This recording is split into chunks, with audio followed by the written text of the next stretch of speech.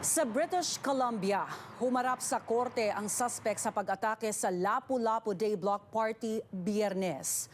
Ang detalye sa report ni Teresa Barrera. Suot ang short-sleeve orange jumpsuit, humarap sa BC Provincial Court si Kaiji Adam Low sa pamamagitan ng video call Biyernes. Ito ang pangalawang beses na humarap sa korte ang suspect sa trahedya sa Lapu-Lapu Day Block Party. Sa 5th floor ng BC Provincial Court sa Vancouver, ginawa ang pagdinig kay Low na nahaharap sa 8 kaso ng second-degree murder kaugnay sa trahedya sa Lapu-Lapu Day Block Party.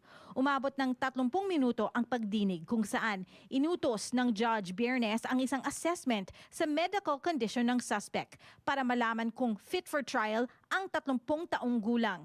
11 katao ang patay nang sagasaan ng driver ang mga dumalo sa nasabing Filipino Festival sa Fraser Street at 43rd Avenue nung Sabado.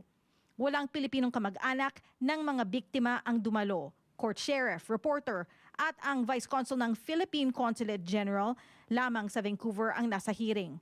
Tahimik ang korte nang lumabas sa screen ang akusado kasama ang kanyang abogadong si Mark Swartz sa kabilang video screen.